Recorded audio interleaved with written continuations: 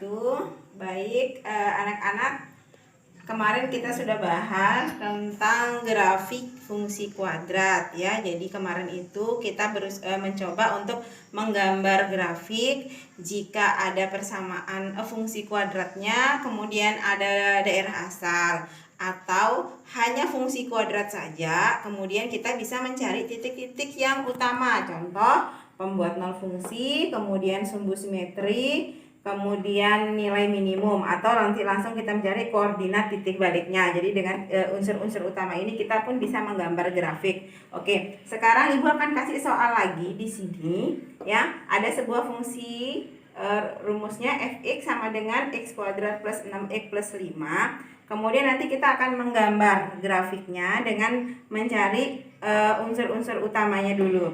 Nah, maksud Ibu di sini adalah kita akan melihat sifat-sifat dari grafik fungsi itu berdasarkan nilai A-nya, berdasarkan nilai B, atau berdasarkan diskriminan. Apa yang akan kita lihat nanti? Apakah dia terbukanya ke atas atau ke bawah, kemudian bagaimana letak sumbu simetri, bagaimana keadaan grafiknya terhadap sumbu X, apakah dia akan memotong atau menyinggung atau tidak memotong ataupun menyinggung sama sekali ya. Jadi pertama yang ini Ibu tidak terlalu menjelaskan lagi karena kemarin rumusnya juga sudah pernah kita bahas ya.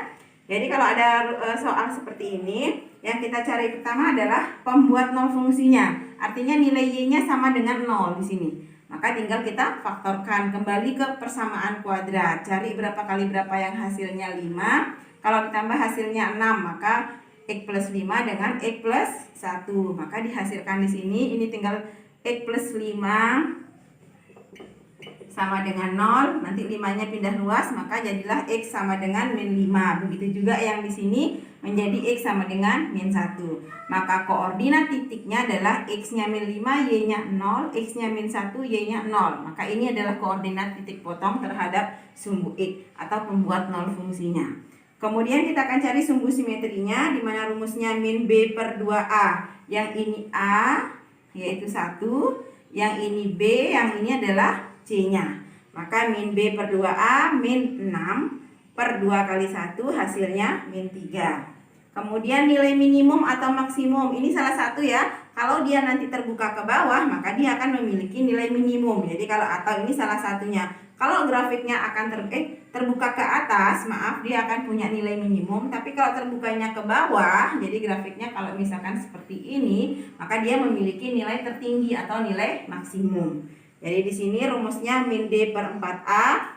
Ibu cari D-nya dulu, diskriminan. Rumusnya B kuadrat min 4AC.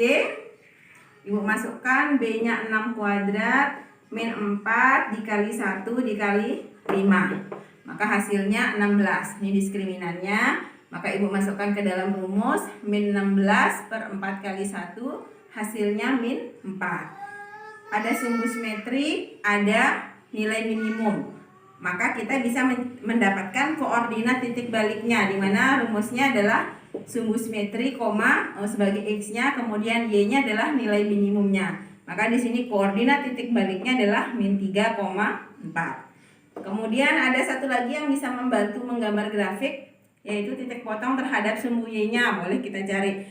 Syaratnya adalah X-nya harus sama dengan 0. Maka ini fungsi kuadrat yang tadi, Ibu akan ganti X-nya dengan 0 karena syaratnya adalah X-nya sama dengan 0. Maka 0 kuadrat plus 6 kali 0 plus 5. Ini sudah jelas 0 tambah 0 tambah 5 hasilnya 5. Maka koordinatnya adalah X, Y. X-nya 0, Y-nya 5. Berarti 0,5. Setelah kita dapatkan ini Ibu nggak apa-apa agak cepat karena sudah Ibu jelaskan kemarin ya. Kemudian kita akan pindahkan koordinat titik-titik ini. Jadi ada min 5,0 ke min 1,0, ada 0,5 dan ada min 3,4. Yang pertama, min 5,0 artinya X-nya yang min 5, berarti ada di sebelah sini. Ini dia. Kemudian min 1,0 berarti yang ini. Ya. Kemudian ada koordinat titik baliknya min 3,4. X-nya min 3, Y-nya min 4. X itu yang sebelah sini, yang datar. Berarti dari sebelah sini min 3, turun ke bawah min 4. Maka ini dia. Nah, setelah itu ada lagi titik potong terhadap sumbu Y 0,5. Nggak dibikin juga sebenarnya nggak apa-apa ya. 0,5 berarti X-nya 0, Y-nya 5 berarti ada di sebelah atas. Nah, setelah kita dapat 3 titik, 4 titik ini, maka tinggal kita hubungkan saja seperti ini sehingga terbentuklah sebuah grafik berbentuk parabola yang terbuka ke atas, ya. Nah, sekarang dari sini kita bisa lihat, Ibu tidak bikin terlalu banyak, tapi nanti bisa kita lihat di kalian bisa coba sendiri ya beberapa contoh. Misalkan mau coba nanti yang terbuka ke bawah, apa syaratnya, silahkan dicoba sendiri. Oke, jadi sekarang dari gambar ini kita bisa lihat untuk terbukanya dulu. Jadi karena di sini nilai A-nya positif, di sini ya, kalau dia positif, maka grafiknya akan terbuka ke atas. Misalkan nanti kalau misalkan sebenarnya Ibu bikin 2 tadi ya. Jadi nanti kalian boleh coba atau buka di buku, saat ada grafik yang negatif, maka nanti persamaannya nilai A-nya negatif, maka grafiknya akan terbuka ke bawah. Maka di sini bisa kita buat karakteristik atau sifat-sifat dari grafiknya ya. Yang pertama, kalau A-nya lebih dari 0 artinya positif, maka grafik terbuka ke atas. Saat A-nya kurang dari 0 atau negatif, yang di sini nih negatif, maka grafiknya akan terbuka ke bawah. Lanjut, untuk nilai B-nya. Di sini kita lihat untuk nilai B-nya positif. Kalau nilai B-nya positif, ternyata sumbu simetrinya akan dapat negatif. Maka sumbu simetrinya ada di sebelah kiri. Jadi negatif ini artinya dia ada di sebelah kiri. Kemudian kalau positif ada di sebelah kanan. Jadi dari situ aja kita nanti saat ada grafik yang tidak punya angka sama sekali, yang buta, kita bisa tentukan berapakah nilai A-nya, nilai B-nya, atau nilai D-nya nanti ya. Jadi begitu juga sebaliknya. Ini khusus kita bahas yang terbuka ke atas. Karena terbuka ke atas dengan terbuka ke bawah beda lagi sifatnya.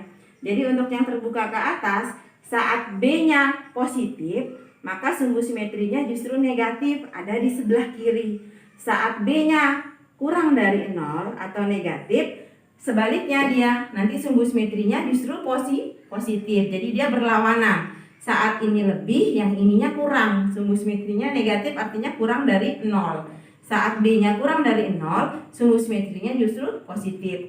Tapi kalau yang terbuka ke bawah, dia searah ya.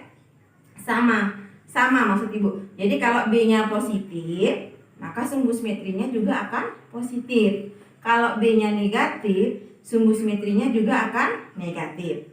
Khusus yang B-nya sama dengan 0, maka sumbu simetrinya 0. Ya. Jadi yang diingat, kalau ini dia berlawanan ya, untuk yang lebih dari yang terbuka ke atas itu dia selalu berlawanan antara nilai B dengan sumbu simetri. Tapi kalau untuk yang terbuka ke bawah itu dia sama. Kita lanjut, ini sudah kita bahas di persamaan kuadrat ya.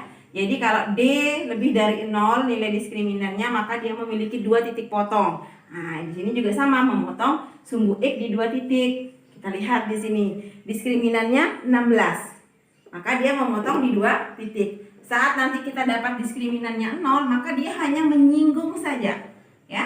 Kemudian kalau diskriminannya kurang dari 0, maka posisi grafiknya dia akan seperti ini, tidak memotong atau tidak menyinggung. Kalau dia terbuka ke bawah, maka posisinya akan seperti ini. Nah, ya. Oke, mudah-mudahan bisa dipahami. Nah, nanti Ibu kita coba memberikan contoh-contoh grafik yang tidak memiliki angka, tapi kalian bisa menentukan di sini nilai A, nilai B, atau nilai diskriminannya. Sekian dari Ibu, nanti ada beberapa latihan yang akan Ibu lampirkan. Mudah-mudahan bisa dipahami. Assalamualaikum warahmatullahi wabarakatuh.